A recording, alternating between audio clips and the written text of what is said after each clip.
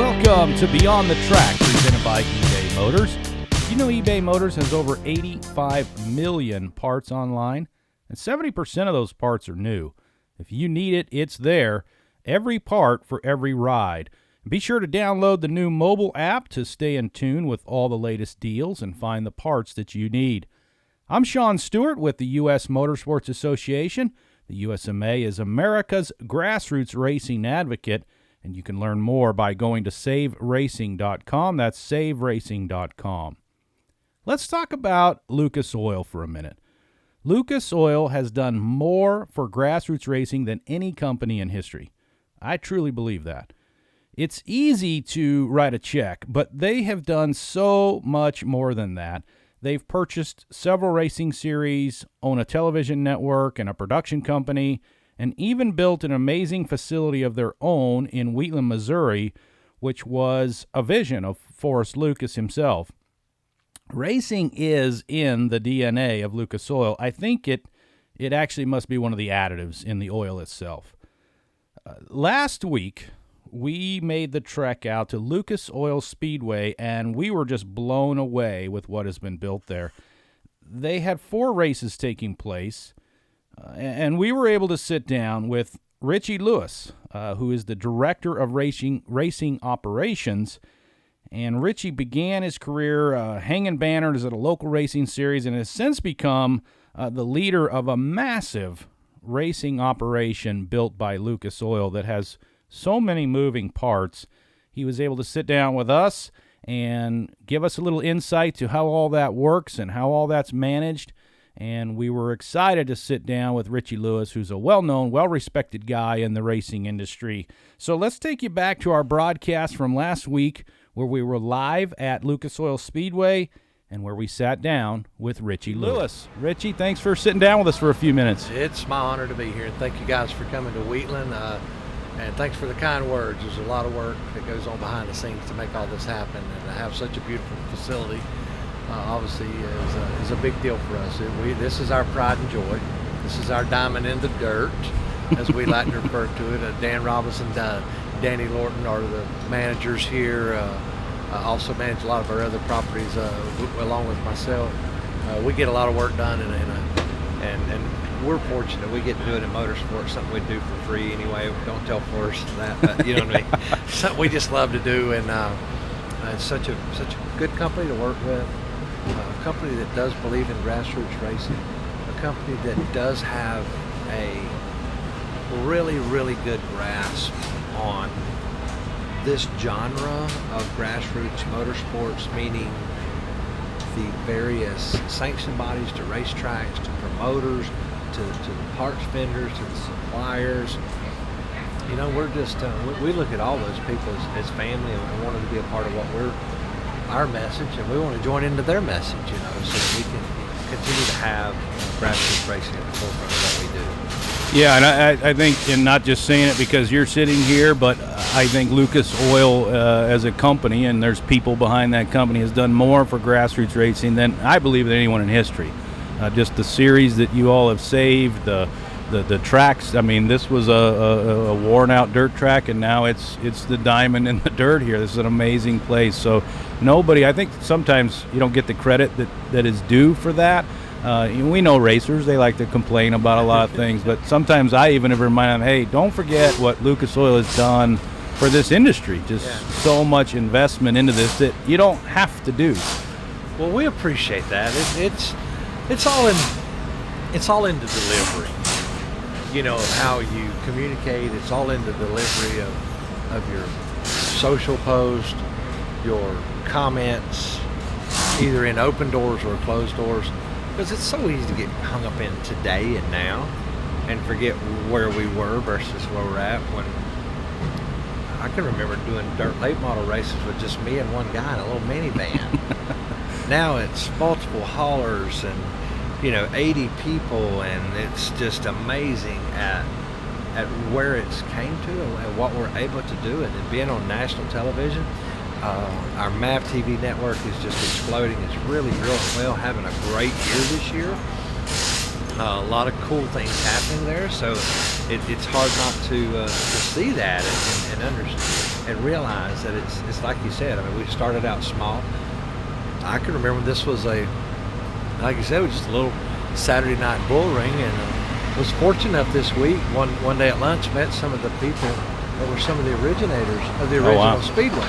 So I got to hang out with them. They're cool folks. They still come and support the Speedway in a lot of ways. So it was really good to see that family and to understand that, you know, they still care. You know, it's not a bad deal. It's a good thing for them, because what they, you know, the seed they planted has allowed us to take it and nourish this and grow it into something really, really special, really neat. And this is a bucket list kind of place. If you're a dirt track fan of any shape, form, or fashion, or drag boat fan, this is a world-class drag boat facility that we have here, and a world-class off-road track that we have here. It's a world-class dirt track that we have here. So it gives you a little, it gives you the vision. You know, it allows you to see beyond just, you know, your average run-of-the-mill, maybe some fairground type facilities, community facilities that maybe the cities own the properties, and they're in conjunction with promoters and things like that. And those systems work. They are made to work, you know, and we sanction races at some of those facilities. So we enjoy that, and it just teaches us. When we go and see what they do well, we bring it back, and hopefully when they're here, they can see a few things that we did well and take it back with them as well. That's great. Well, let's go back to the minivan for a second.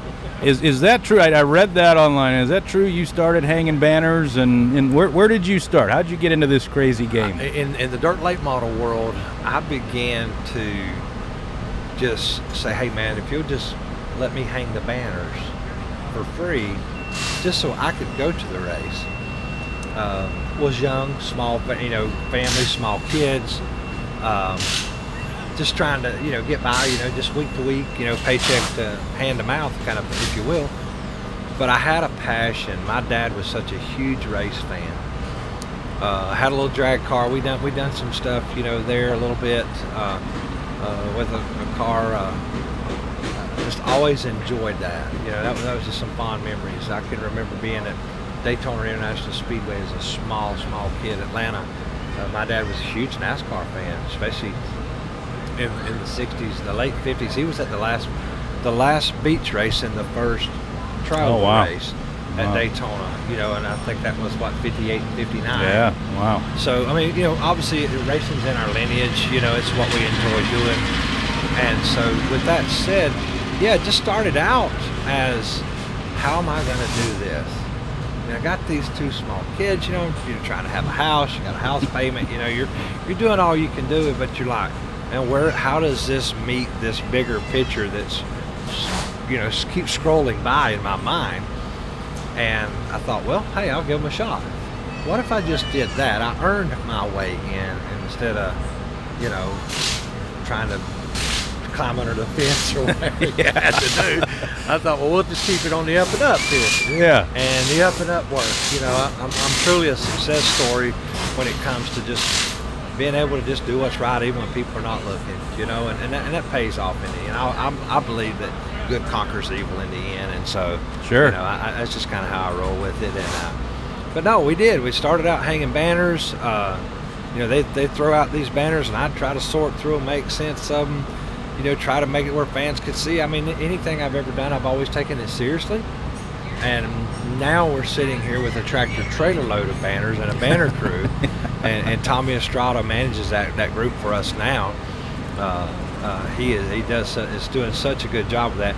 When you look at the facilities that we go and create, and the decorations, that we call it the decorations that we put up for our sponsors, I mean, obviously there's a means to an end from a proof of performance standpoint, but it also has to have an eye appeal to the fan, so that it looks like you are somewhere, and it's not just this hodgepodge.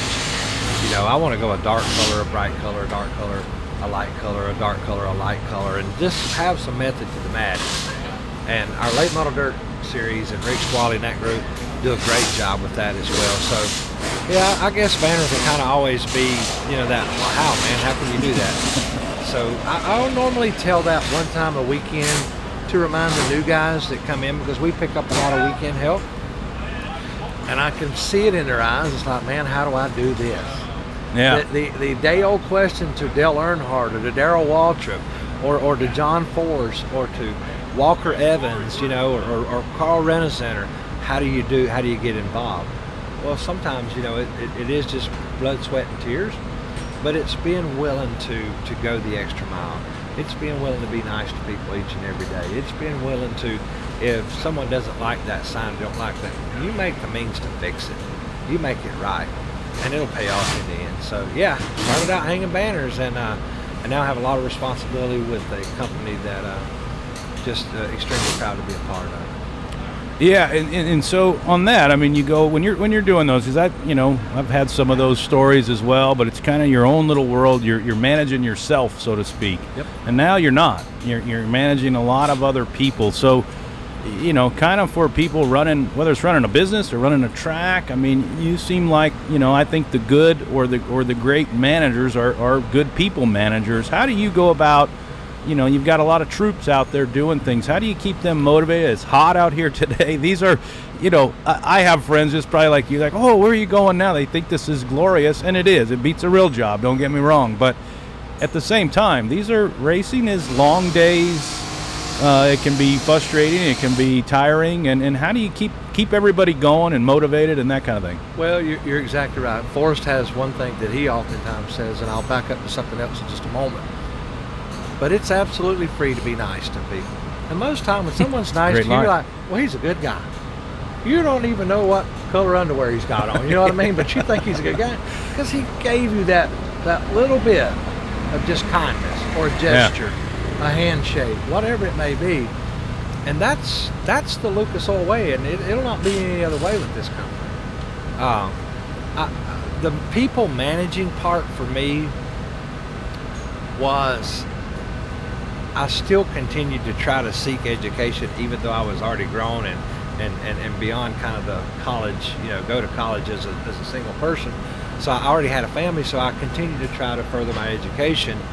And what I really worked on was, and what I studied and spent a lot of time with was facilitating high performance work teams and having coaches and team leaders and having goals and roles and getting people to say we, us, and our series instead of Ritchie's, his, and me saying I all the time.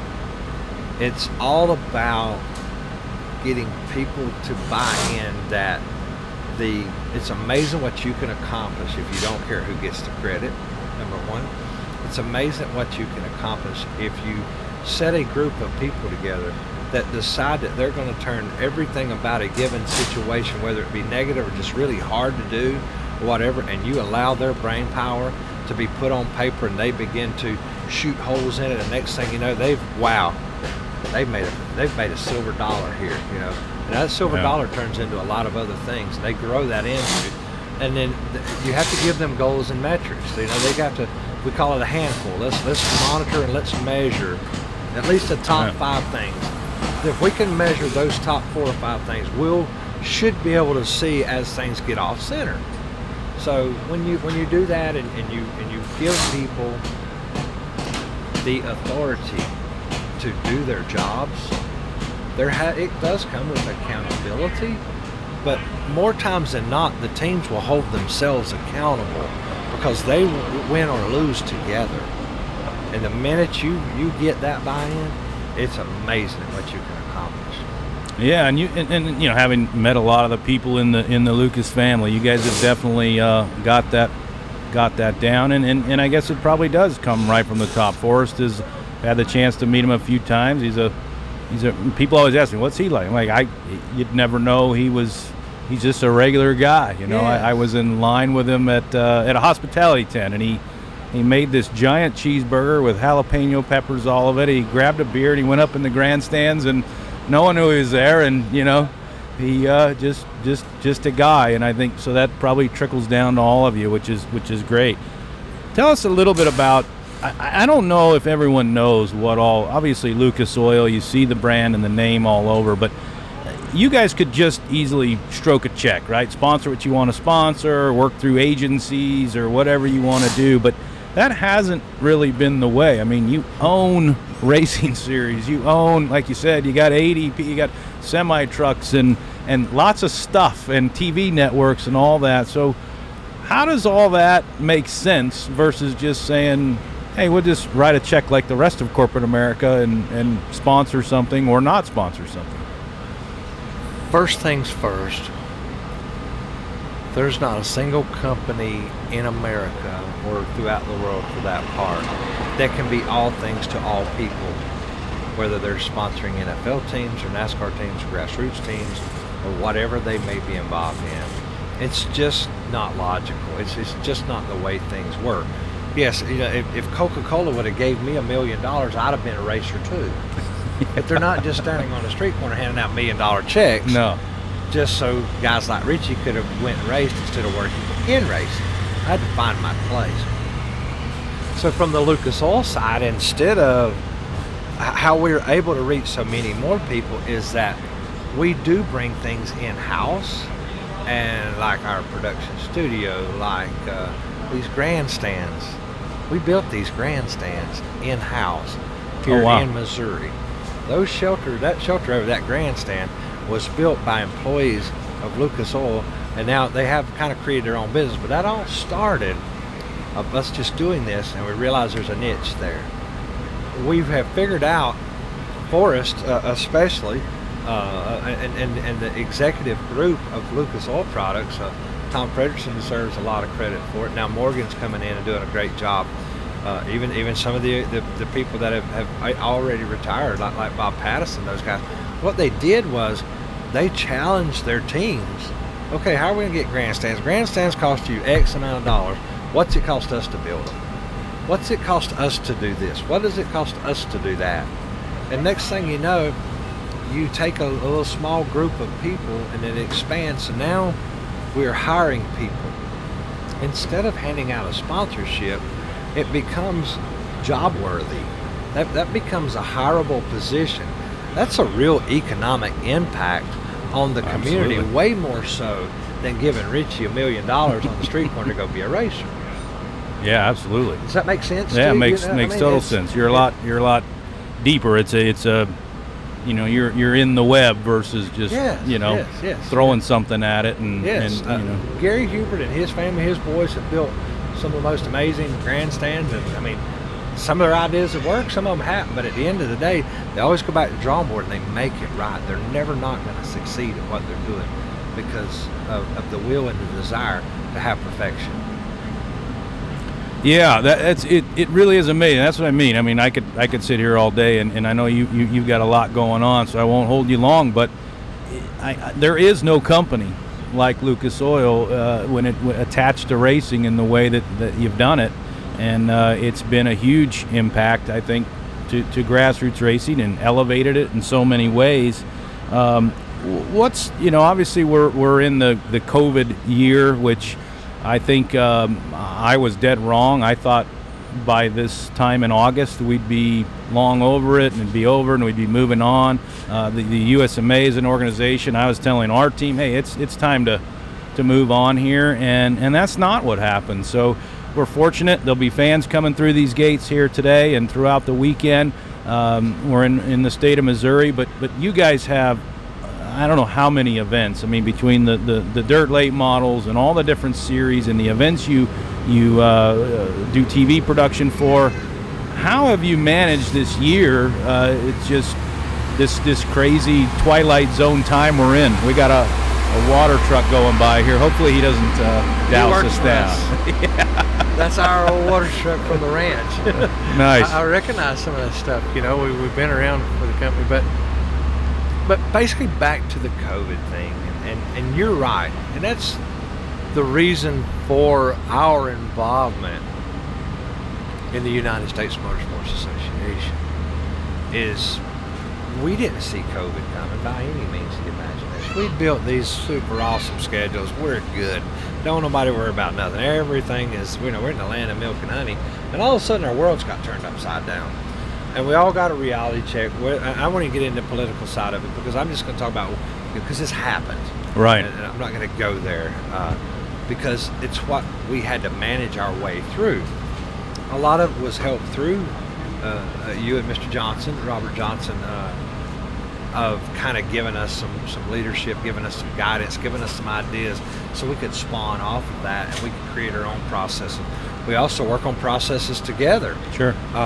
With the USMA, and if you're not involved, I want anybody that hears this, if it's one person or whatever, but still, if you own a racetrack or if you're involved in any way of grassroots motorsports, you need to be involved with these people because they are a voice within our government, and no one person can reach or touch, no one racetrack can reach or touch the people that you folks allow us to be able to reach and touch. To make give a long story a good solid answer here is that we begin to look at where we may or may not possibly be able to race. Could we get away with some fanless stuff?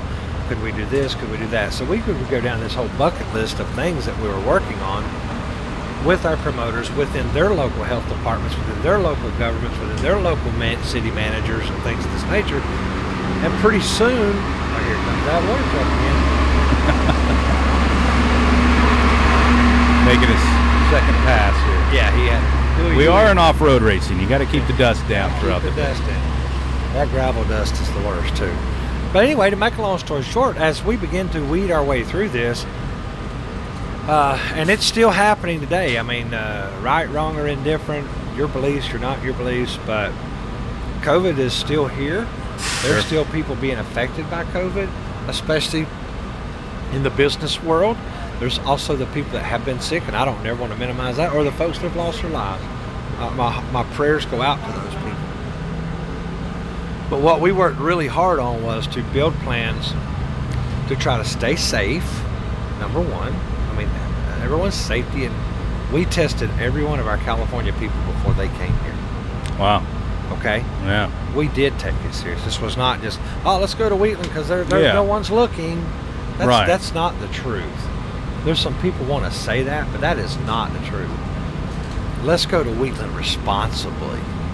Let's be real people here. Let's be real stewards to the community.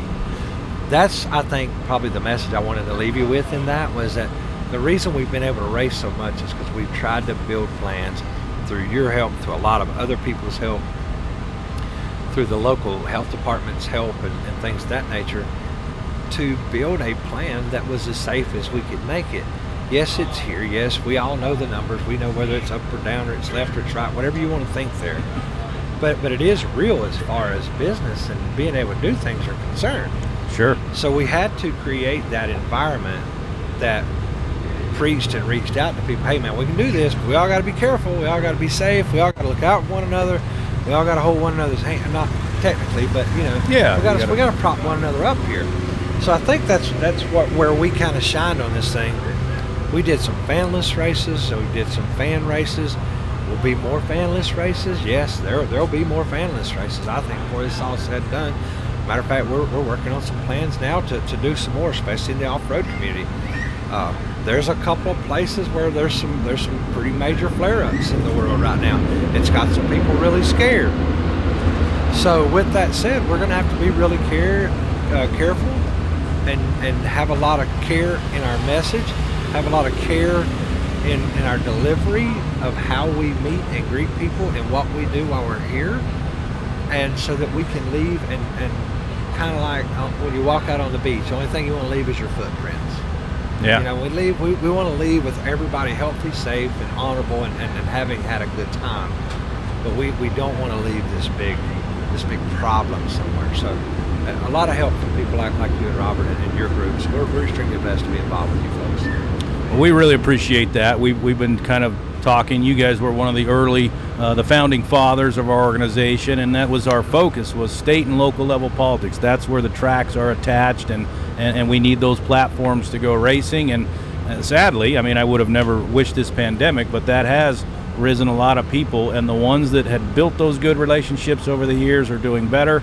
The ones who are meeting those county commissioners or the health department for the first time, it's not going so well. So we're navigating through it. We're in the long haul. We're starting to look towards 2021, and how do we rebuild racing and get things back to normal eventually. And So listen, I know you've got a very busy day. You've got 80 people out here working, so I'm not going to hold you. But when you're done working on racing 8 days a week, on that 9th day, what does Ritchie Lewis do to kind of get away from all this? Promise you won't tell? Yeah, I won't tell. No one's listening. I like to go to the beach. During the summer, I'm not a beach bum, but I am a beach comber.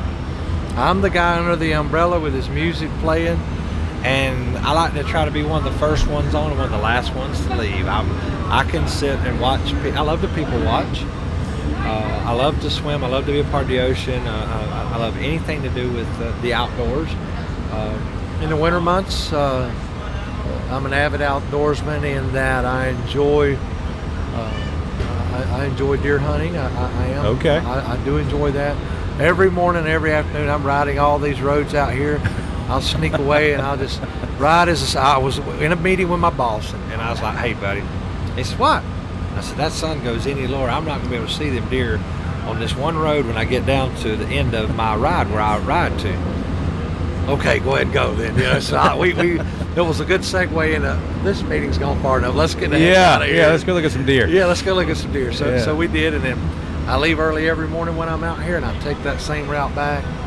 And I just love to. I love the outdoors. I guess I'm not an inside dog. I'm an outside dog. Yeah, no, that's great. I share that with you. I grew up in San Diego. I've been back in the Charlotte area for 16 years now, but something about just being at the beach, the ocean just calms everything, kind of washes everything away, and I'm with you. I could sit there all day. My grandkids are really it, though. I mean, we have 3 grandkids that are still in Italy. Oh, wow. Yeah, in service over there. And we also have a beautiful granddaughter that's about 45 minutes from us. So other than the grandkids, I should have put them first. I'm probably in trouble for not doing that first, but they all know that I am definitely a beach person. We live close to the ocean, so we spend quite a bit of time on the beach. Well, that's great. Well, Ritchie, thank you. I think we learned some things about how to manage some people. We learned a little bit more about Lucas Oil, and we appreciate all what you guys do to prop up grassroots racing and keep all this going. So thanks again for sitting down with us. Thank you, guys. It was a great time, and anytime, or please support the USMA. Thank you, guys. Thank you, Ritchie.